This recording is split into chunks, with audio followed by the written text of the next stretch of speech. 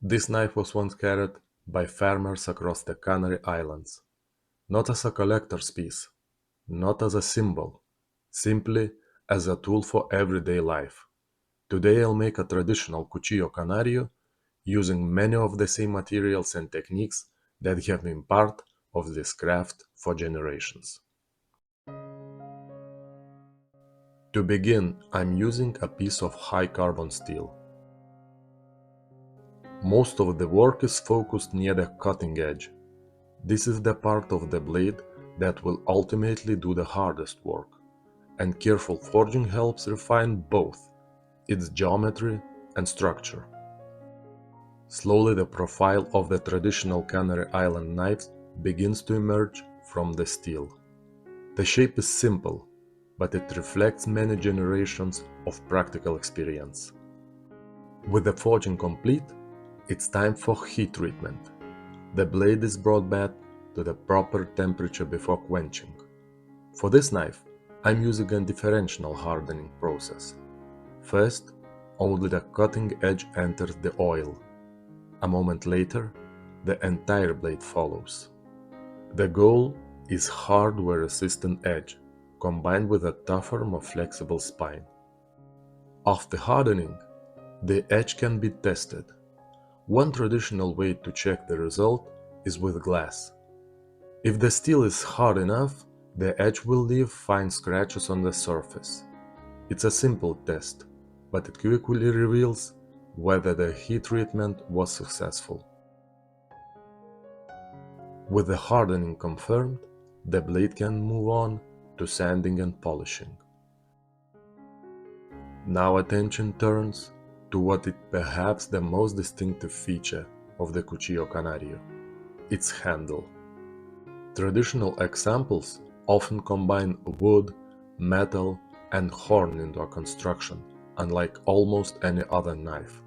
For this build, I'm using cow horn, a material that has been part of the tradition for generations. Horn is durable, naturally resistant to moisture, and develops a beautiful character with age. Before it can be used, however, it needs to be flattened. The horn is cut, heated, and carefully pressed until it becomes a workable material for the handle components. From these flattened sections, individual pieces can be prepared for assembly. One of the defining characters of traditional Canary Island knives is decorative inlay work. Thin strips of metal are fitted into both horn and wood, creating patterns that can catch light without overwhelming the design. Historically, craftsmen used materials such as brass, copper, silver, and later stainless steel. The work requires patience.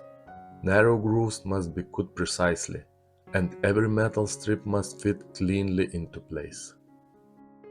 Little by little, simple materials begins to form something more distinctive. Each craftsman develops his own approach, and because of that, no two handmade Canary Island knives are ever exactly alike. The handle is assembled from a series of individual components. Wood, horn, and metal are staked together along the tang of the blade. For this project, I'm making 3 different handle variations. The first combines dark wood and stainless steel for a more restrained appearance. The second uses lighter wood and copper, giving it a warmer and more traditional character.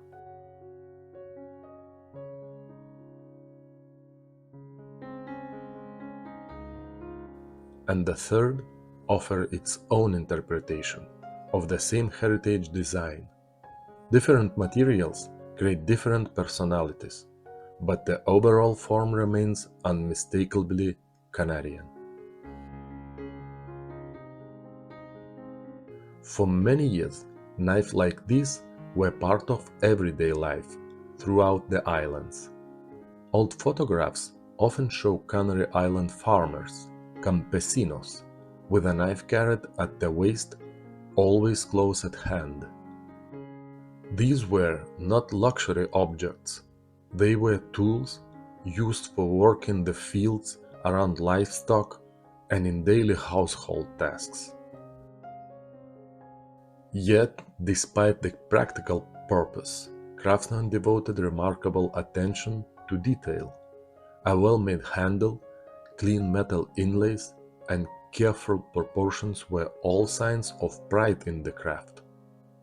Generation after generation, families of makers passed the skills on, and although individual styles changed, the identity of the knife remained. That continuity is part of what makes traditional crafts so fascinating. With the handle complete, the final work begins. Grinding refines the geometry, sharpening brings the edge to life. Each pass removes a little more material and reveals a little more of the finished knife. After many hours of work, the steel, horn, wood and metal finally come together as a single piece.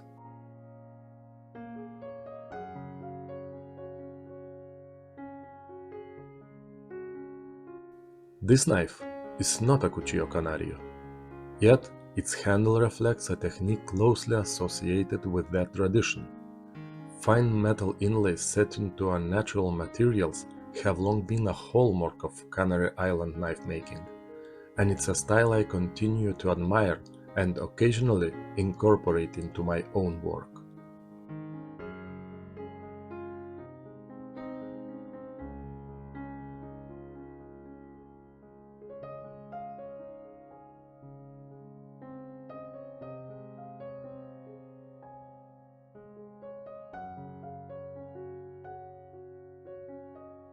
The knife is tested first on paper, then on hair. A sharp edge should cut cleanly and effortlessly. And with that, the Cuchillo Canario is finished. A few hours ago, these were separate materials: steel, wood, horn. Now they form a knife rooted into a long tradition of craftsmanship. The world that created these knives has changed greatly over the years, but the value of careful work, good materials, and practical design remains much the same. As long as people continue making things by hand, traditions like this one will continue to live on.